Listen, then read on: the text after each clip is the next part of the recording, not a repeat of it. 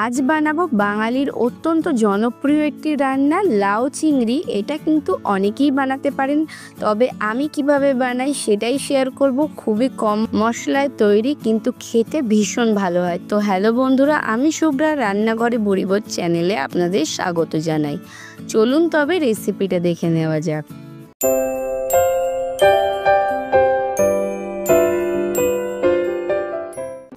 লাউ চিংড়ি বানানোর জন্য প্রথমেই একটা লাউ নিয়েছি। আমার কাছে এরকম লম্বা টাইপের একটা লাউ ছিল।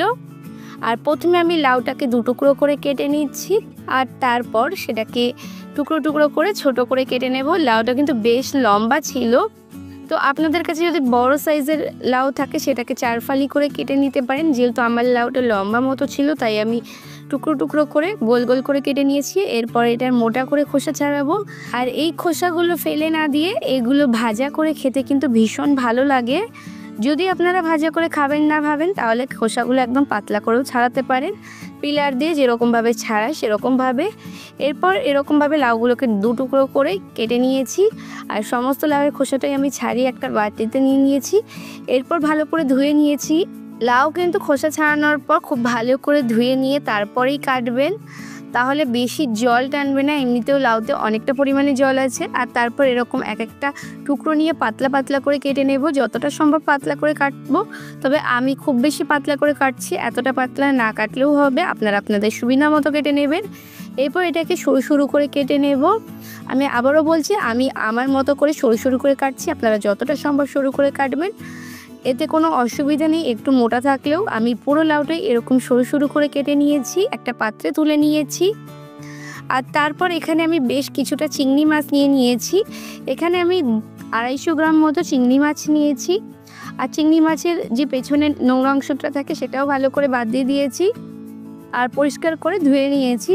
এরপর আমি এতে দিয়ে দিলাম 1/2 চা চামচ লবণ, আর 1 চা চামচের 3 ভাগের 1 ভাগ হলুদ। লবণ আর হলুদটাকে চিংড়ি মাছের গায়ে খুব ভালো করে মাখিয়ে নেব। আর তারপর এটাকে স্ট্যান্ডিংয়ে রাখবো 10 মিনিট মতো।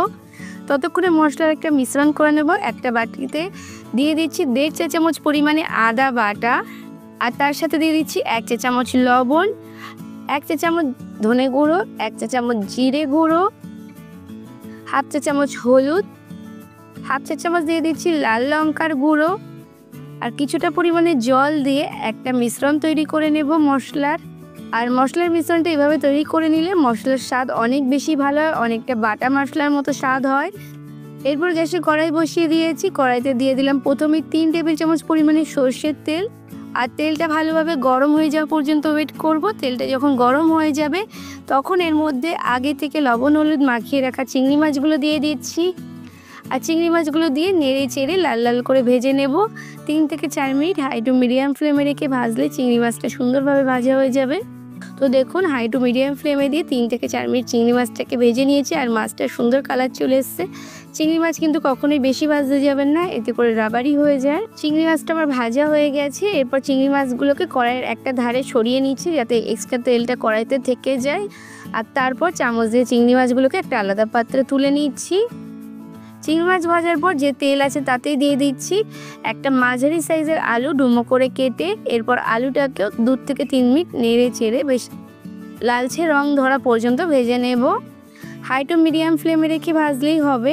চিংড়ি মাছগুলো আমার বেশ সুন্দর লালচে করে ভেজে নেওয়া হয়ে গেছে।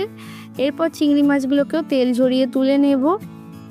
এক্সট্রা তেলটা যাতে কড়াইতে থেকে যায় তার জন্য একটু ধারে ধরে তুলবো। আর এরপর যে তেল আছে তাতেই আমি বাকি রান্নাটা করে নেব। তার জন্য প্রথমে দিয়ে দিলাম 1/2 চা চামচ গোটা জিরে আর একটা তেজপাতা ফোড়নে। ফোড়নটা 30 সেকেন্ড মতো নেড়ে নিচ্ছি। ফোড়ন থেকে সুন্দর গন্ধ বেরোলে এর মধ্যে দিয়ে দেব আগে থেকে যে মশলার মিশ্রণটা তৈরি করে রেখেছিলাম সেই মিশ্রণটা। এরপর মশলাটা দিয়ে মিডিয়াম ফ্লেমে রেখে নেড়ে চেড়ে কষিয়ে নেব মশলা থেকে তেল ছেড়ে আসা পর্যন্ত। 3 থেকে 4 মিনিট মিডিয়াম ফ্লেমে রেখে মশলাটাকে কষিয়ে নিলে মশলা থেকে সুন্দরভাবে তেল ছাড়তে শুরু করে দেবে। তো দেখুন, মশলাটা আমার কষানো হয়ে গেছে, মশলা থেকে তেল ছাড়তে শুরু করে দিয়েছে। এই পর্যায়ে আমি যে আগে থেকে আলু আর চিংড়ি মাছটা ভেজে রেখেছিলাম সেটা অ্যাড করে দিচ্ছি।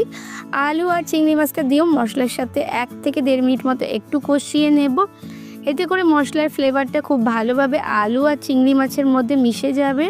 আর তারপর এর মধ্যে আমি দিয়ে দিচ্ছি আগে থেকে কেটে রাখা লাউটা। লাউটা দেওয়ার পরও একটু নেড়েচেড়ে মিশিয়ে নেব। আর ভালো করে 1 থেকে 1.5 মিনিট একটু নেড়েচেড়ে মিশিয়ে নেব যাতে মশলার সাথে লাউটা মিশে যায় ঠিক ততক্ষণ পর্যন্ত। তারপর গ্যাসের ফ্লেমটা একদম লোতে করে দেব, দিয়ে ঢাকা চাপা দিয়ে রান্না করে নেব 7 থেকে 8 মিনিট মতো। 7 থেকে 8 মিনিট পর আমি ঢাকনাটা খুলে নিচ্ছি। দেখুন লাউ থেকে প্রচুর পরিমাণে জল বেরিয়েছে, আর এই জল থেকেই কিন্তু আলুগুলো সেদ্ধ হয়ে যাবে। আর প্রথমে যেহেতু চিংড়ি মাছটা দিয়ে দিয়েছি, এতে চিংড়ি মাছের ফ্লেভারটা লাউ আর আলুর মধ্যে খুব ভালোভাবে ঢুকে যাবে। আমি একটু নেড়েচেড়ে মিশিয়ে নিচ্ছি, আর আমার মনে হচ্ছিল আরও একটু রান্না হবে, তাই ঢাকা চাপা দিয়ে আরও 5 মিনিট মতো রান্না করে নিচ্ছি। 5 মিনিট পর আমি আবারও ঢাকনাটা খুলে নিচ্ছি, আর এই পর্যায়ে দেখুন তেলটা খুব সুন্দরভাবে ভেসে উঠেছে। খুব ভালোভাবে সমস্ত কিছু নেড়ে চেড়ে মিশিয়ে নিচ্ছি। এই সময় কিন্তু আলু আর লাউটা খুব ভালোভাবে সেদ্ধ হয়েছে কিনা সেটা দেখে নিতে হবে।